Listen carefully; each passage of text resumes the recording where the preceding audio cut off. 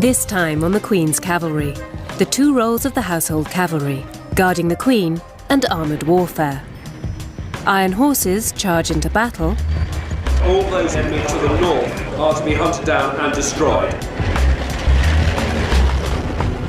And the new troopers don their breastplates, preparing for their very first royal duty. This is something that I've wanted to do for absolutely years, and to be part of doing it now, it's spectacular.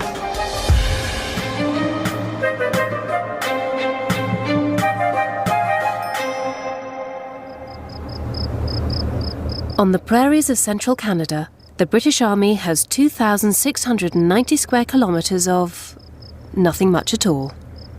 This is where they train for war.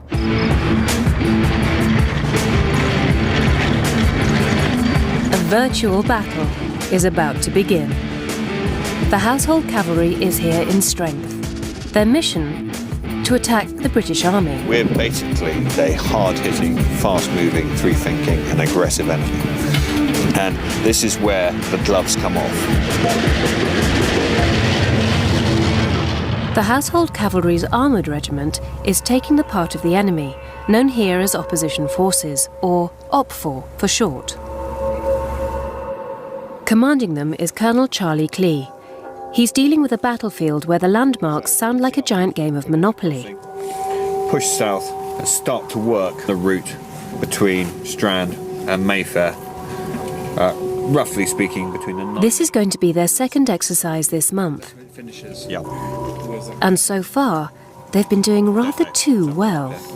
During Chameleon, which is the exercise we did immediately before this, they thought they'd identified my location, and they put 9 batteries and guns and 2 Harriers onto me. Sadly, the fire control officer, or the forward observation officer who called down that strike, actually called it down on himself and killed himself.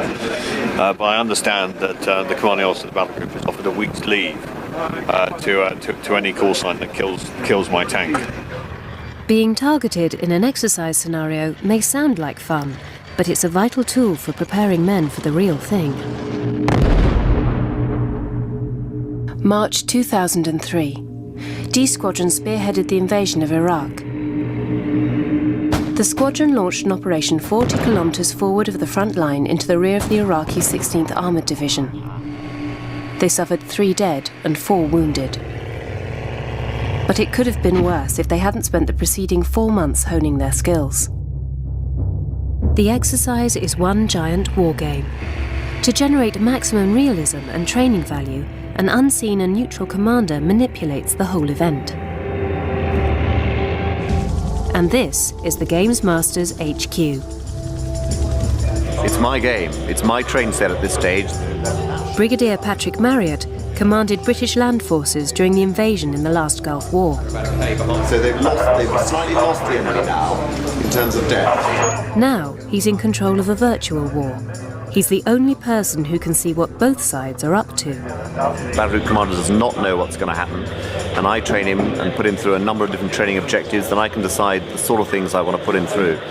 And if he's good, it gets worse for him. If he's bad, it probably gets a bit easier. Here in the control centre, the movement of every man, machine and bullet is monitored. These are modern war games. Nothing or no one is destroyed.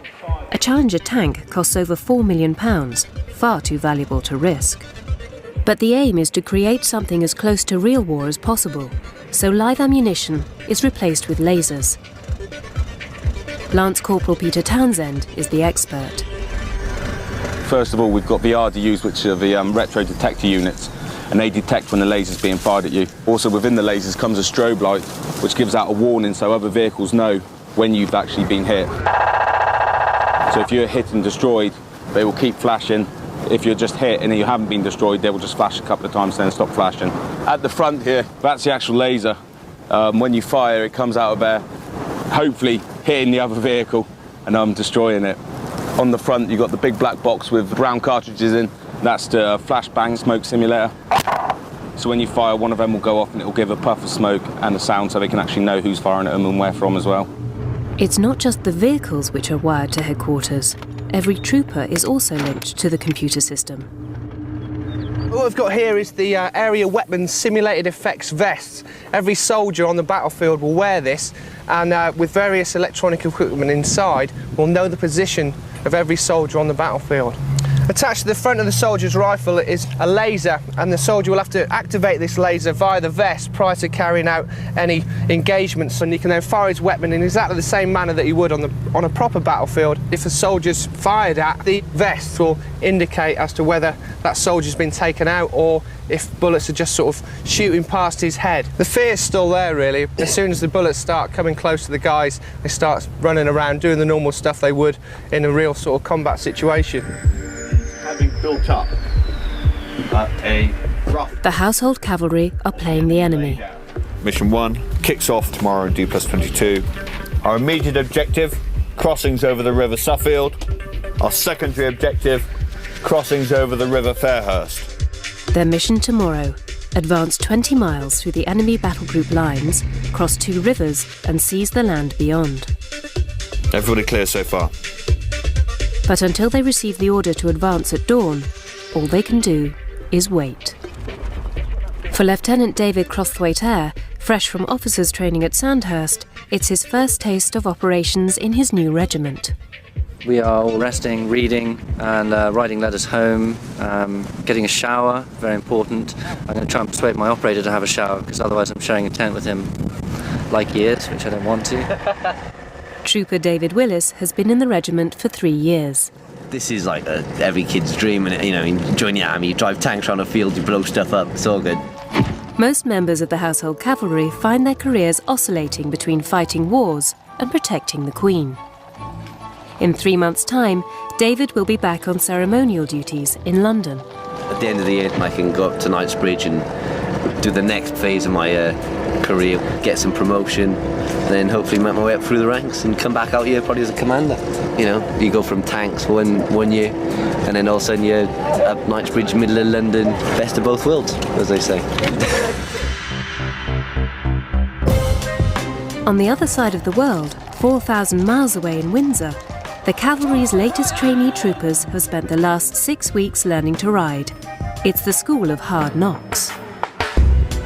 Sit back quietly. Well done. Right, halt. Today, they have their first big assessment. Everyone knows that if one of them fails the test, they all have to take it again. But if they pass, they are rewarded with 3 days home leave. We also get our spurs if we do this today as well. So get awarded our spurs. If everything goes all well, we get to go home. So it's for 72 hours, so it's all worthwhile, that. I just hope everything goes well. Right, that's it. You have got exactly 6 minutes. Hurry up. Lance Corporal of Horse Mark Jaworski is responsible for their performance. The way they turn themselves out, i.e. the riding boots, the personal dress, the way the horse is groomed, and the tack that the horse is wearing is down to me. I think they're flapping a bit about it, but this should be all right. The man they've got to impress won his own spurs over 20 years ago. Captain Mark Averson. Good morning, sir. Noir Crossing is formed up and awaiting your inspection, sir. Thank you very much.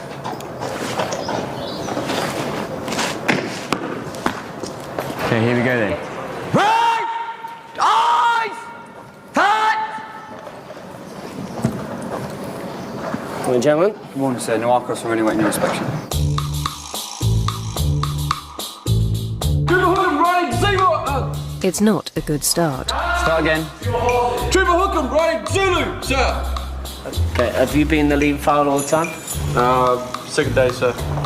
Get your dandruff brush and remove the hair from the green felt. Sir. 1 or 2 of the brasses are not the best quality brass, okay? So you're just going to have to work on them a little bit to get them as clean as possible. Morning, Anson. Trooper Patrick riding Sterling, sir. Okay, you can just see a little bit of sweat coming through under the boot still, so you need to apply more polish. Well, what's this? Eh? Brassings digging out. We've got a piece of webbing. Should have been cut off, released. It's all going horribly wrong for Trooper Lee Pettit. Come here. That's coming over from the stables this morning. That means the horse is dirty as well. No, that's not good. That's the worst horse so far with the saddle. Get over, Sterling. Well, we need braces on, don't we? And the captain knows exactly where to to find fault.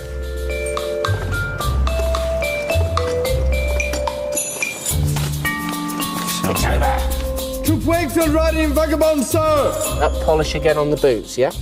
Build up of the grit in the hair, okay? Also, you need more work on your brass. They may have got away with it so far, but there is still Trooper Glenn Forrest to go. If he fails, they can kiss goodbye to the 3-day pass. Go on, lock. He's already come in for special attention, mainly through his inability to get on a horse. Come on, everyone's getting liver because of you. Get up the horse. Look at the blanket, it's a little bit low.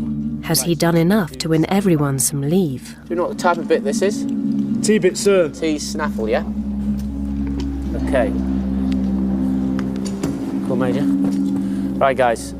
First time major inspection. When I say major, the first time I really had a good look at them. There's no problems with the tacking up, which is good. Obviously, now and again, you will get one of them who puts something on wrong. Okay? So otherwise, well done. Come on, straight on top! They've passed the inspection, but looking the part is not the same as riding the part. By now, they are supposed to be able to walk, trot, and canter in unison. They've got to show they're good enough to earn the right to wear spurs. Keep length with your leg, Slide it forward. Push it I think maybe a little the pressure of a good assessment now. They're thinking maybe, are we good enough? Are we not good enough? Can I move on to the next stage? But this is what we're trying to get out of it. What they're going to be like when they're standing in front of an officer or going on parade, state visit. One or two will pass out just through the pressure. And this is why we're now introducing different sort of inspections at different times. And as we go through, the more of a standard we require. Number 1 section, right, turn! Number 2 section, right, turn! Right, Corgo, I want to see his quickest and best dismount, okay? Right, quickest and best dismount, straight off! And standing still, perfectly still, to attention. Okay, everyone listening to the OC. What I've seen this morning, okay, turnout was good. One individual, okay, won't name that person, but everyone was up to the required standard. So, on that, well done. You have earned your spurs, and also you'll also be going on a 72-hour pass. Trooper Kiwi Hookham is the first to be awarded his spurs. I don't like using spurs, but, you know, gotta go with what we're told. See how I mean? Do as you're told. Remember, you've earned the right now, okay? Sure. Go back to your horse. Remember, you need to keep control of the horse, then obviously put them on. You've got those little bear boys. Pretty stoked about that, actually. Morning, Forrest. Morning, sir. You well? Yes, sir. It's like a mini pass-off in effect, that. So yeah, it proves that I can do the job in a fashion. I come here with no riding experience and I can walk, trot, canter, do everything on my own now. So yeah, but yeah, it's cool. It's a good feeling. Extra kit to clean, but well, it'll be worth it. Yeah, it's good.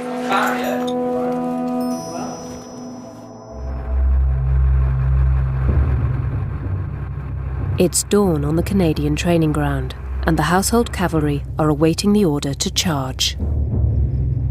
634 Tank Battalion Op Force mission is to attack, and the main body will advance rapidly from the line of departure over the Suffield and then hell to leather all the way up to the Fairhurst.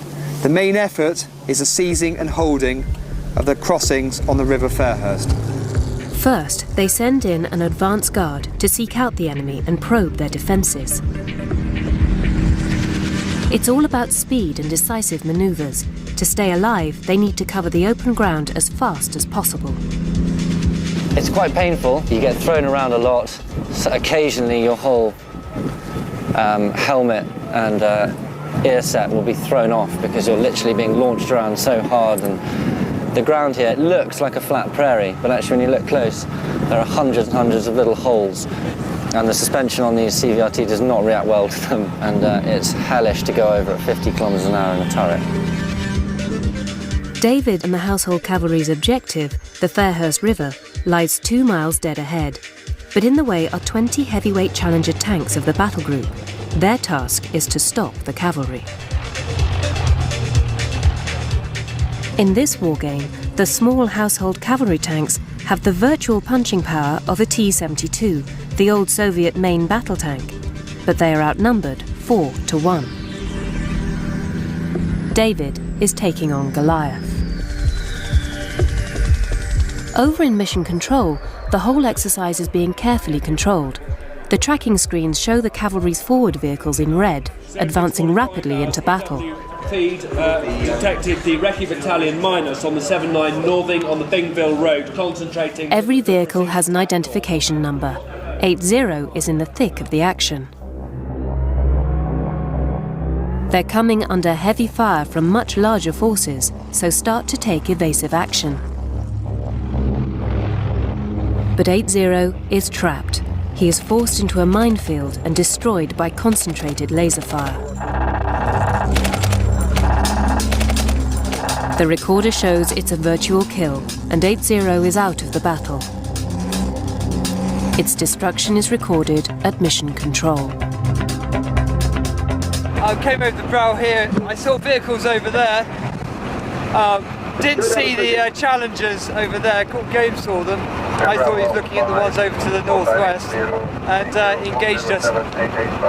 5 kilometres behind this opening skirmish, the regiment's second in command discovers his first wave of tanks have been wiped out. What? He's lost his forward eyes and ears and is now struggling to communicate with his troops. Do you want to sit rep? At the moment, we've made a very fast, rapid push to the west. The comms have got very bad, so we can't actually understand what anybody's doing out there at the moment. Got a rough idea that we're about 2 kilometres away from our objective with the lead elements of our tank force. With the forward tanks destroyed, it's now left to the main force to punch their way through to the Fairhurst River in a classic cavalry charge.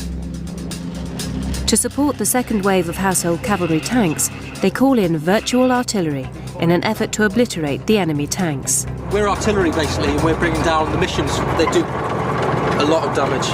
They've got ammunition in nature such as bomblets, proximity and HE, which is very heavy stuff, cause a lot of damage. Very frightening stuff. 800, you should be aware we've got a fire plan now coming into your north 3 Ks, and a target in the area of Gulf is being engaged on. Mission Control's computer shows blue lines of incoming artillery fire. With all the forces converging, battle intensifies. Tanks on both sides are being scrubbed out, destroyed. Steady, on, 1 time Challenger and open. The second wave is now in the thick of a full-on tank battle. Engage. 3032, 1 time Challenger engaged and destroyed. Engaging 2 more call signs, which are currently in southeast of our Jamie. Over.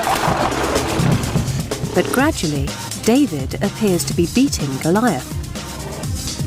The second wave is threatening to break through, so Gamesmaster decides to throw everything at them. All those call signs from the enemy that have crossed the Antwerp Road and are now to the north are to be hunted down and destroyed. Both sides race for the river, the cavalry's objective. In their final roll of the dice, the battle group now try to kill the household cavalry's field commander. That's Colonel Charlie Clee in Scimitar 00. But he's not giving in without a fight. Right, kill them! Kill them! Sadly for Colonel Clee, war makes no distinction of rank. Overwhelmed by sheer weight of numbers, he dies a virtual death. Nearly all of the cavalry's vehicles have been destroyed. But 3 evaded the challengers and made it to the river, their objective. Despite his lack of battle experience, Lieutenant David Crossthwaite-Eyre survived. We completed half our mission that we've made of crossing. We've been swamped by challenges all morning. And in the second part of the mission, which was just to hold the crossing that we've made, we've only got 2 more call signs on it, 17 and 81 who are still out there. I hope they'll consider it a success for us because we made a crossing which we're pleased with, but sadly we couldn't hold on for much longer. The challenges are too numerous. Mission completed, the squadrons regroup and return to camp. Despite the heavy losses, Colonel Clee is more than satisfied with the performance of his men. Our boys have been absolutely superb. They've worked extremely hard. In most of our missions, the company commanders have been killed at various stages, and yet the plans have still succeeded. at every level, whether it's a troop corporal or a corporal of horse or a young troop leader. They've all stepped up and they've assumed command, and it's part of the trait of being a household cavalryman. In London, the cavalry's role couldn't be more different. Crowds are starting to gather in the Mall for the official state visit of the Italian president. As a head of state, President Carlo Ciampi is getting the full works on his visit to Buckingham Palace. At Knightsbridge Barracks, preparations for the procession are well underway. For the trainee troopers, freshly returned from leave, this will be their first ceremonial duty, in full state uniform, but without their horses.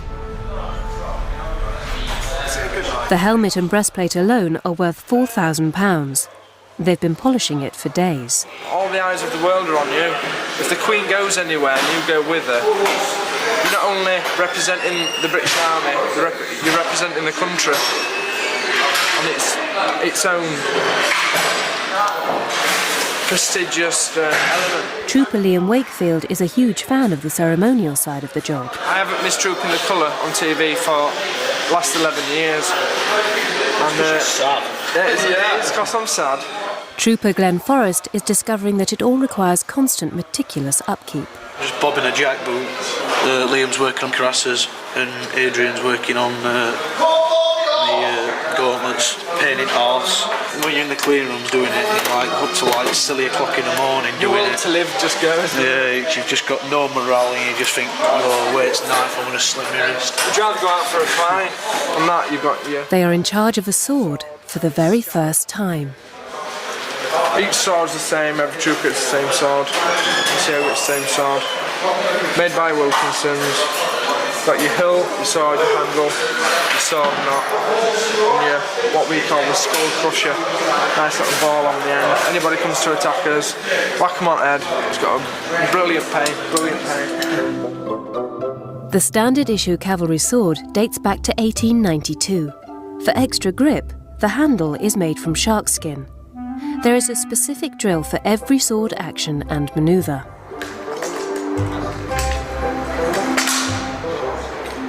The little finger has to go behind, so it's more painful to carry like this, but when you do this, all these movements and that, it's quite easier because doing this with a full hand grip it forces your wrist up, so that means your arms comes up and it's not level anymore, and it makes it look bad, so that's why they do it. But it's all fancy and stuff. For today's state visit, the troopers will be on foot duty, lining the staircase of Buckingham Palace.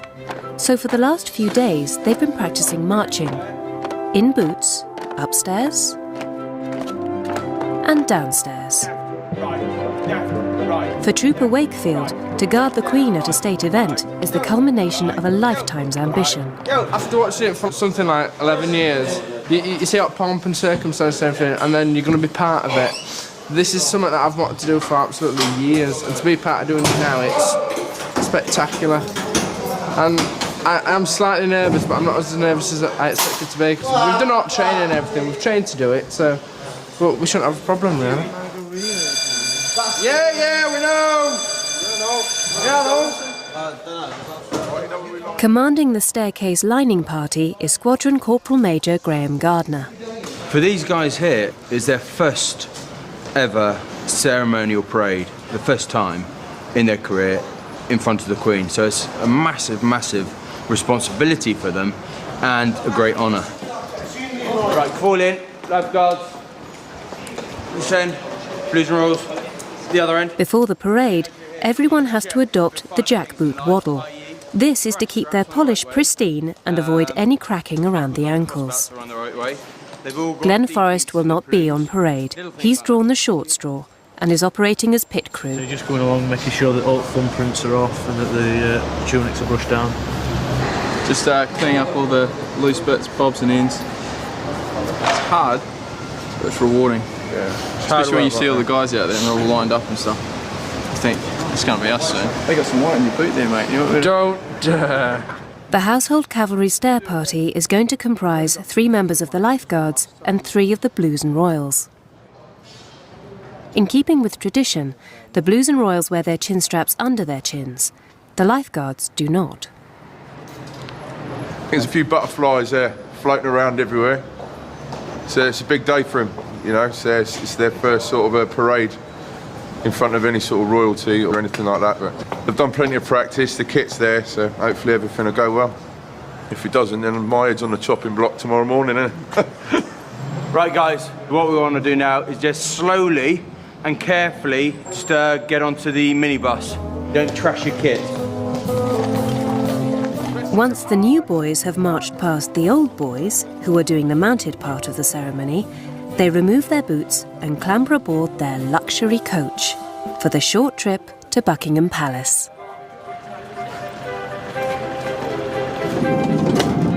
Oh, swear. Oh, that is awesome. Oh no, I can't see it. Blues and Royals, lifeguards lined up either side, making way for the Great White Transit van. At Buckingham Palace, the crowds are already waiting for the Queen and President Ciampi of Italy to arrive. Enjoy that. That was fantastic.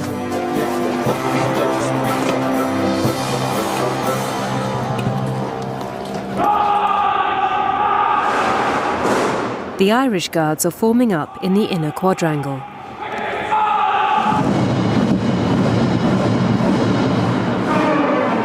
And the Queen's Cavalry's newest recruits have taken up position, on guard at the front door. Outside, the Blues and Royals lead the royal procession up the Mall and into the palace. For Trooper Wakefield and the boys, this is their first brush with royalty. In keeping with their role as the monarch's trusted bodyguard, they are the only soldiers in the British Army allowed to draw their swords in Her Majesty's presence. For these 18 and 19-year-olds, it's an unforgettable experience. It feels as though you're watching it on TV. It was quite weird. You're like that. Ooh, no. Ooh, no. Ooh, no. Trooper Metcalf lost all circulation to his extremities. I couldn't feel my hands after about 10 minutes. I couldn't feel my scabbard, I couldn't feel my sword. Could have gone better. Put it that